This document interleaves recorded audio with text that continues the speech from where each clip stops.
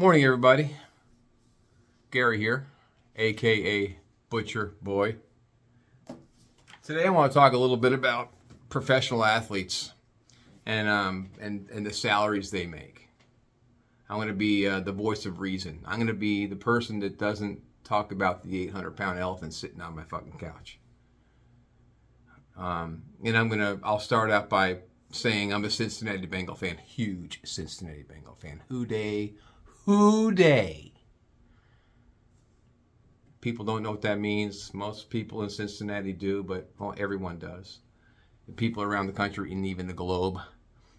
It's the saying we have with our Bengals. They go, who dey thinks going to beat them Bengals? Nobody. So who dey is like who they, but we say who dey because we're a bunch of bumpkins. Anyway, that's what we say. You don't like it, don't live in Cincinnati. Because that's our saying.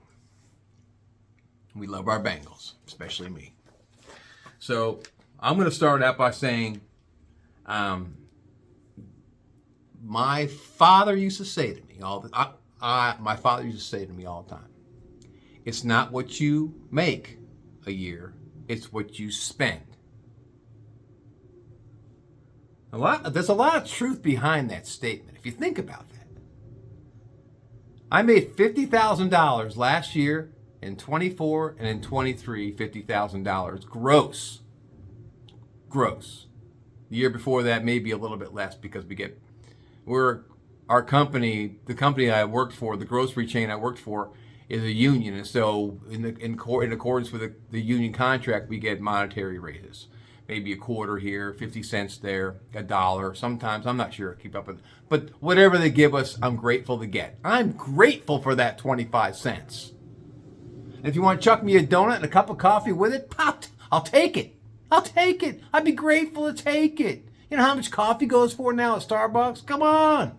Let's get in the real world. I'm speaking from the real world. So I got a condo that's paid for, very modest condo, very modest. I got a used 2013 Cadillac in the garage. Sweet car, love that car. It's paid for, and I bought it used. I'm single, never been married, no kids, no dependents, none of that. And I live like a king on $50,000. Let me say it again. I live like a king on $50,000 a year. Like a king. I never want for anything. If I wanted to go to the racetrack, which I love racing, I love betting on the ponies. Want to make a bet for 50? No, I won't say 50 bucks. The most I've ever spent was like 12 bucks on a bet. But you see what I'm saying? See where I'm going with this? I don't need problem. I don't drink alcohol, so I don't have to worry about that money going anywhere. That's a waste of cash, if you ask me, quite frankly. That's another subject completely. But it's the money these clowns make. I'm going to use one guy for example. I'm going to shift gears now. Trey Hendrickson.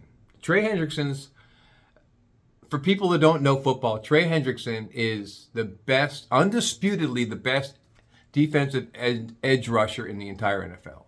This guy eats quarterbacks for breakfast, lunch, and dinner, and he's humble about it. He doesn't give a fuck. He'll say, I just want to hunt quarterbacks. He's the best. He is the best. And the Bengals have him. And he's playing in his last contract year.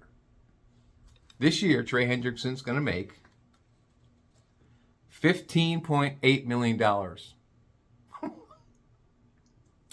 That wasn't enough for Trey. All right? Now, in Trey's defense, he was in the Pro Bowl last year. And he's hanging around with the likes of guys like Myles Garrett, Max Crosby, just to name a couple guys.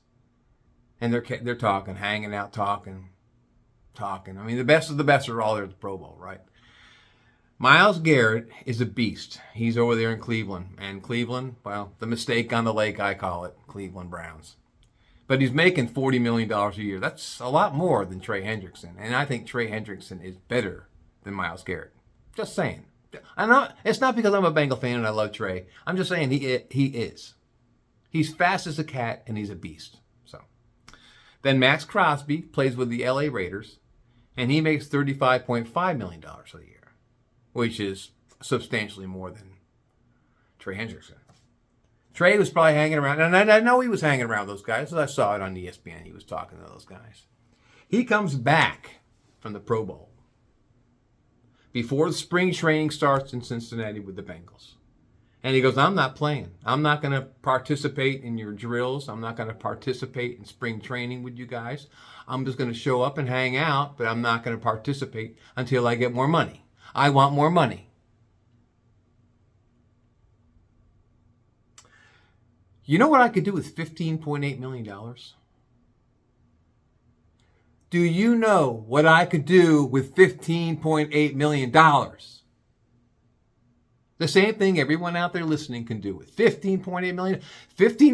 If someone gave me $5 million tomorrow, I'd be set for life. Set. And I'm 65 years old. I'd be set, yo. Done. $15.8 million. Boy, that's just not enough. I tell you what's happening is Max Crosby and Myles Garrett, they're getting overpaid. They're overpaid. Overpaid. I think Mike Brown, the owner of the Bengals, he's been called cheap. I don't think he's cheap. I think he's conservative. I think he's right on point. $15.8 million, that's a lot of goddamn money. I remember watching a interview that they had a mic shoved in Trey's mouth. This was not this past year, but the year before. And they were talking to him about, and Trey Hendrickson's very religious. And I give him all kinds of props for that. Because I think it takes a lot of guts to say that you're a God-fearing Christian man and you play for your Lord and Savior. That's noble. And I like seeing that in the NFL. And actually in all sports. They had a mic in his face. And I follow everything Trey does. Because I think he's the best, of course. I'm being biased, of course, but I'm just saying it. He said to this reporter, the reporter had a pointed question with the mic in his face, and he said, so, do you think you should be making more money than the rest of the players in the NFL that do what you do, and they're making more money in the same position you're making in? And Trey, without skipping a beat and without any kind of expression on his face, looked at the guy and said, I don't play for the money. I play for Jesus Christ, my Lord and Savior. I'm happy to be a Bengal. That's all he said. Which I thought was very noble. Which was, I give him a lot of props for saying something like that. You know, because that's at the end of the day, that's what it's all about. I'm a God-fearing Christian man. So, I could relate to that. So here it is. 2025. Trey, where are you? You're sitting the bench. You're not even participating in drills. As a matter of fact, you're not doing any spring training because $15.8 million is not a lot. What happened to playing for Jesus Christ, your Lord and Savior? What happened to that? I can tell you what happened to that, Trey. You were at Pro Bowl last year, and you were listening to these clowns talking about all the money they make. That's exactly what happened. And so Trey started feeling himself and said, hey, you know something? I deserve that money. I'm better. Trey goes, I'm better than Myles Garrett. You are, Trey. You're better than Myles Garrett. You are. I'm better than Max Crosby. You are, Trey. You're better than Max Crosby. You're better than both those two clowns combined. Clowns.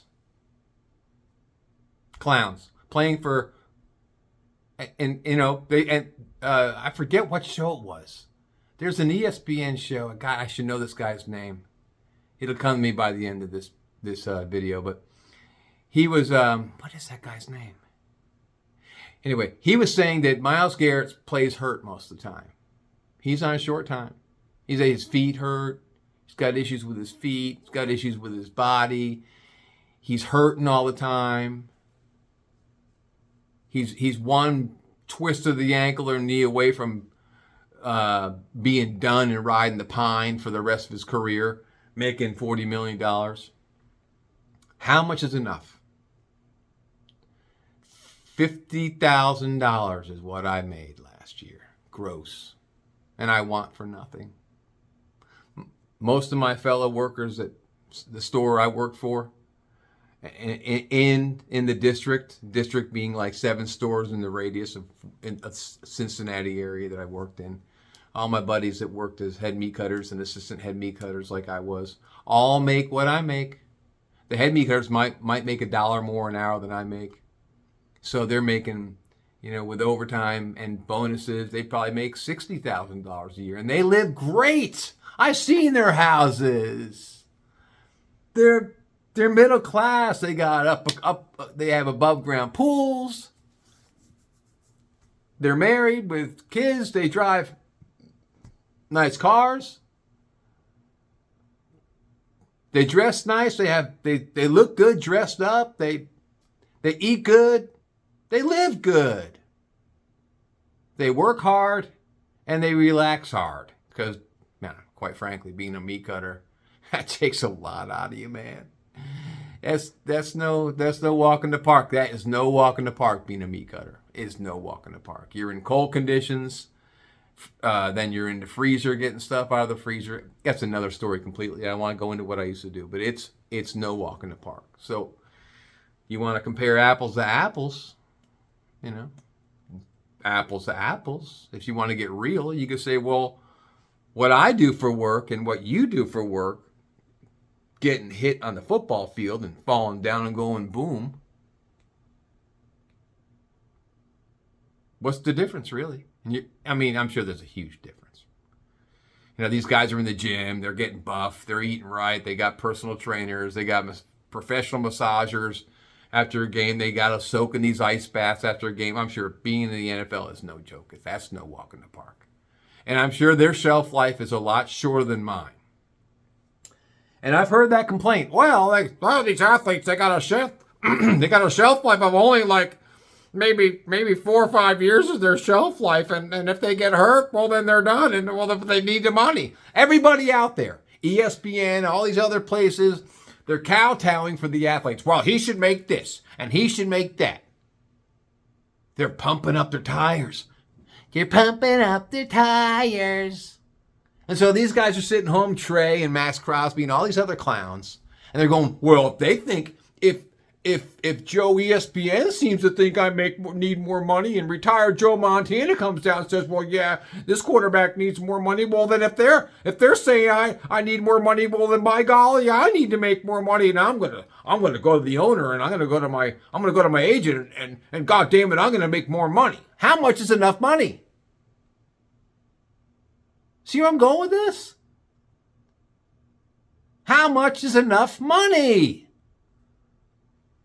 $15.8 million a year, Trey. If you were to get injured tomorrow, and God forbid, I hope you don't, because I think you're a beast. I think you are the best edge rusher. You could retire comfortably. I know he's married and he's got a kid. They just had a baby. His wife still works. They could live fine on $15.8 million. All right? You could live like a king on $15.8 million. And that's just 1 year.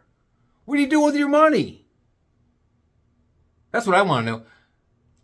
We had Trey Hendrickson making $15.8 million. We have, what did Ja'Marr Chase, our wide receiver, undisputedly probably one of the top 5 wide receivers in the entire NFL, Ja'Marr Chase. It's not what he catches, it's what he does after he catches the ball. He takes off like a little fucking rabbit. Chase, 4 years, $161 million. Ja'Marr Chase went on to be the highest paid wide receiver in the entire NFL. He wanted to make sure he got more money than Justin Jefferson, his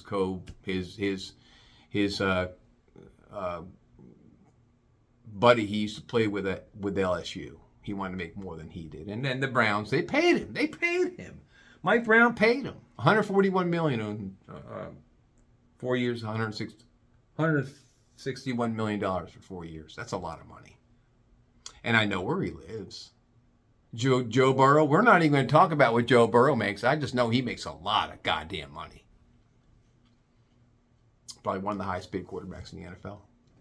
I know exactly where he lives. I drive my little Cadillac by his house every now and then just to see how the rich people live.